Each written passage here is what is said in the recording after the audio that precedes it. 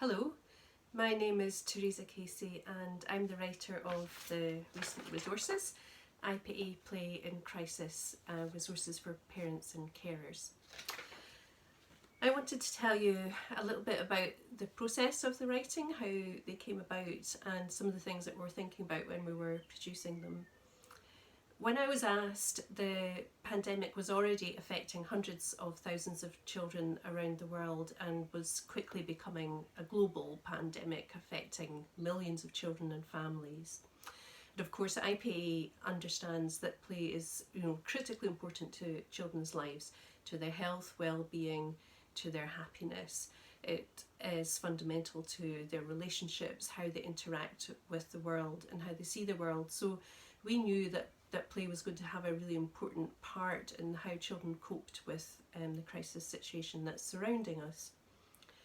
One thing I've learnt from the type of work that I've done over quite a number of years, and particularly with the International Play Association, that at times of crisis, whether that's a personal crisis in the child's family, in the world, or a larger crisis affecting a community, or in this case, countries all over the world, is that play is equally as important at those times and has some very special qualities that help children to cope and manage with the situation and to protect themselves.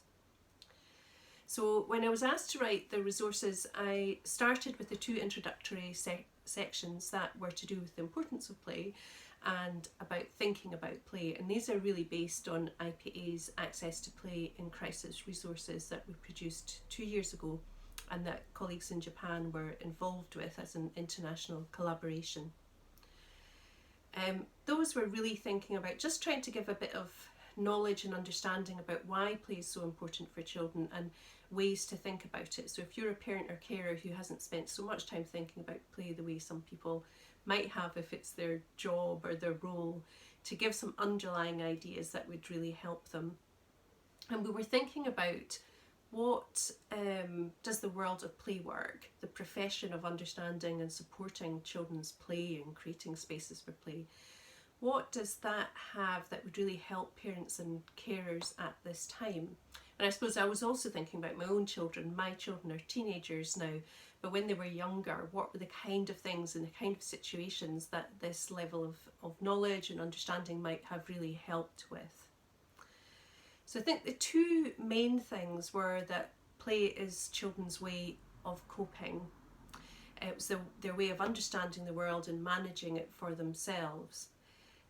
Play at this time might look and feel different, but that is okay. That isn't something to be worried about. That's children taking control of the process and starting to understand and process their own thoughts and feelings. So it's very important that parents can understand that's what's happening and to be able to step back and support, maybe provide resources or provide space to play, but to allow children the time and space, to use play the way they need to. The IPA had seen that, all over the internet and on social media, that there was lots of sharing of activities and ideas and, ways to play with children and resources you could use. But there wasn't very much that was really about just understanding what was happening with play, and we were trying to fill that gap so that parents and carers were just given a little bit more knowledge and understanding that would really help them with the situation. So not to be too worried, that was the thing, and to try and support children's play, because play is the child's own way of coping and managing, that we don't have to manage for children, that we need to allow them to do what they need to do themselves, even understanding that can be very difficult, particularly if you don't have very much space or access to the outdoors.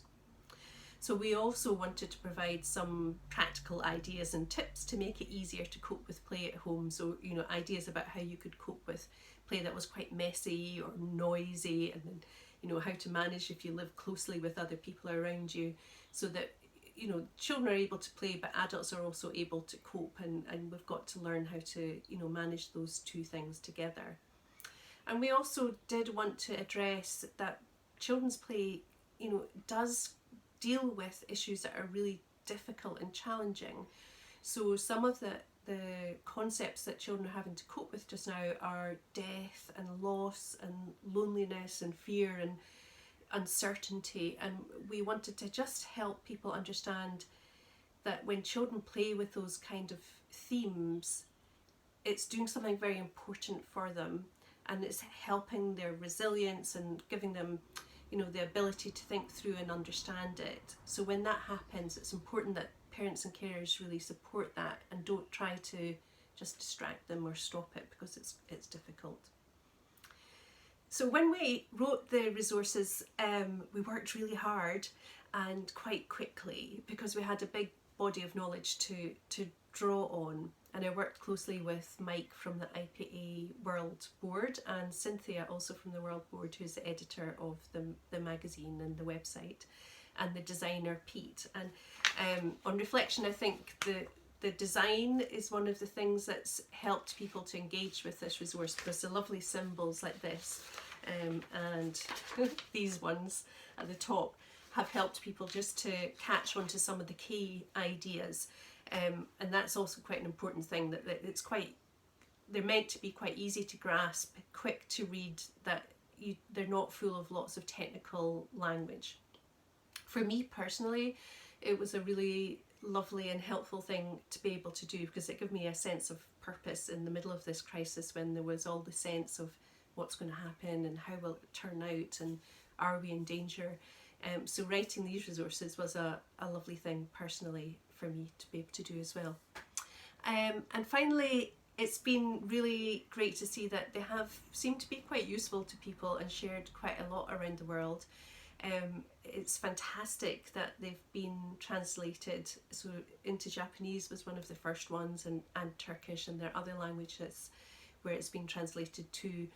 And that to me just shows the importance of adults as advocates for children and for children's play. So I wanted to finish by saying a big thank you to you in Japan for the work that you've been doing in translating and sharing and trying to understand or share understanding of the knowledge. And I really wish you well and hope to meet you all again in person sometime soon. Thank you.